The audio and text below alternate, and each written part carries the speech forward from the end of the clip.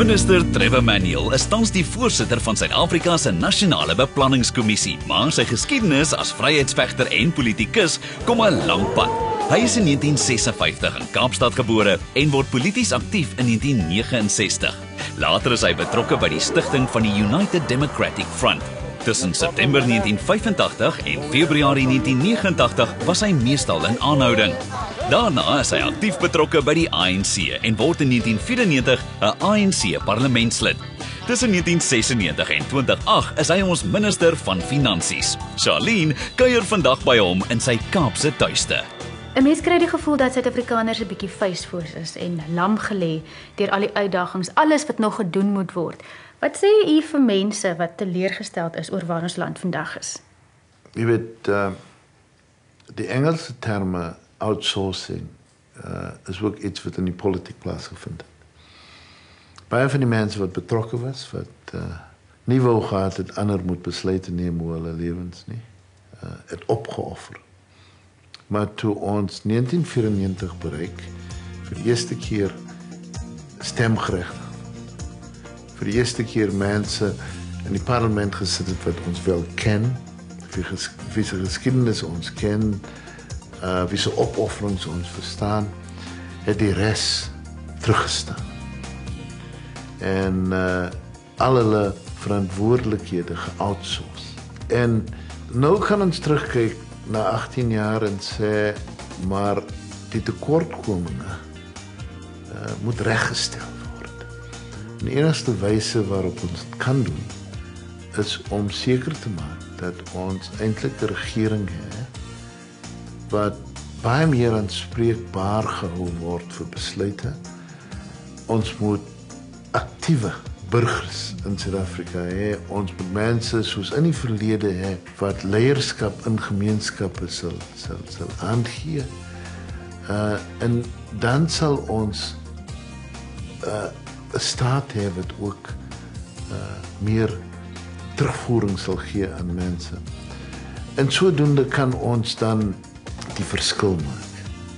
Die dinge wat nog steeds pla regbo in my lys is wat in opvoedkunde plaasvind. En jy weet, eers was dit ras, nou is dit ras en klas. Dink u dit is nodig dat ons weer 'n gesprek het oor nie rassigheid en om verenig te staan agter 'n enkele doel? Want dit voel vir my baie keer asof hierdie monster weer wil terugkom. Jy weet, sonder twyfel moet ons.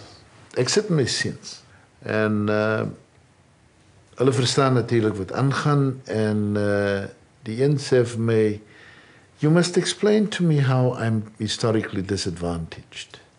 Toe hulle skool begin, was pa al 'n minister gewees. Hulle het in redelike weeldige omstandighede opgegroei.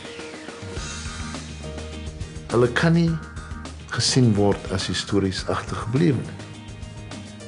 Maar daar is ook die grondwetlike beginsels.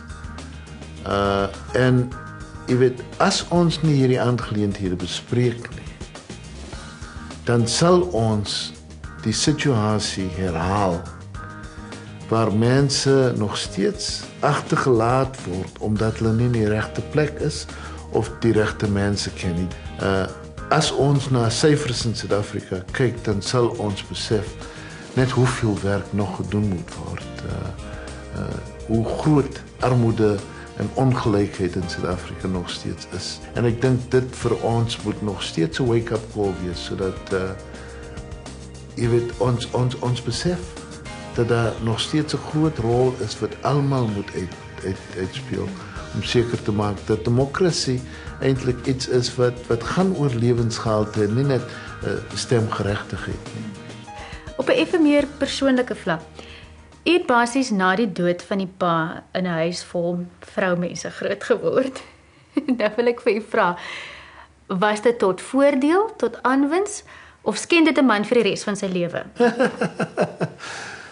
Nee, ek dink dit was vir my tot groot voordeel. Ons het almal saam gesukkel. My ma het nie 'n benul gehad oor wat om te doen nie. Daar was bitter min wat vir haar voorberei het vir die soort lewe. Sy was jong, 43 toe my pa oorlede is en ons moes so deurkom. En jy weet, ons is nog steeds baie na mekaar. Jy het baie roerende briefies van haar geskryf uit die tronk uit waar jy kalligrafie geleer het.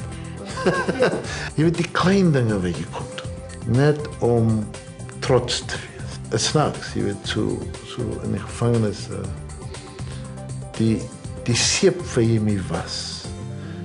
Iets wat jou sal laat lekker ruik, net om uit die omstandighede te kan kom, sielkundig uit te kan kom.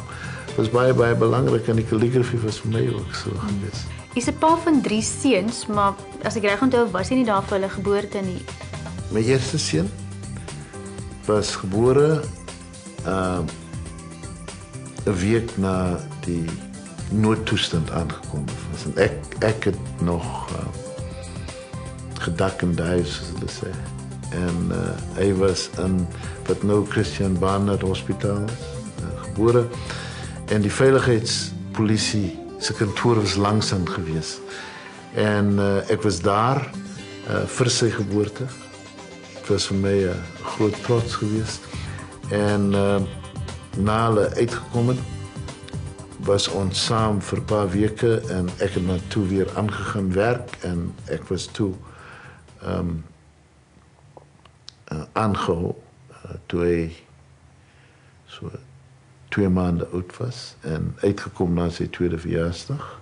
My tweede seun was gebore 9 maande tot die dag na ek vrygelaat is.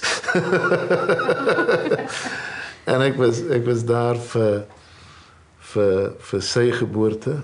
Die laaste was in 1992 gebore. Maar hy het 'n bietjie vroeg gekom. So jy weet, ek en Tito Mboweni was toevallig in Berlyn gewees vir 'n konferensie en ek het syne is die enigste geboorte wat ek eintlik gemis het. Maar ek is tevrede dat nie teenstaande die feit dat ek van my mammy geskei is nie. Is ons eintlik baie sterk chums en ons het 'n baie goeie verhouding en dit is 'n aspek van groot trots vir my dat ek jy weet dat ons so na aan mekaar kan wees. Hoe balanseer u vandag werk en familielewe, veral gegee die feit dat u vrou ook 'n baie hoë profiel loopbaan het? Waar ons by mekaar is, besef ons dat ons die meeste moet kry uit die tyd. En ek dink ons is beide baie gelukkig in die omstandighede. So beteken dit 'n mens beklei nooit nie. Ek vra eintlik nou raad vir myself. Eintlik beklei ons nie. Daar is so 'n tyd ons moet kompromisseer. So jy weet ek dink dit plaas vir ons in 'n baie goeie posisie. Minister Manuel, baie dankie vir u tyd. Dit was 'n voorreg. Baie dankie.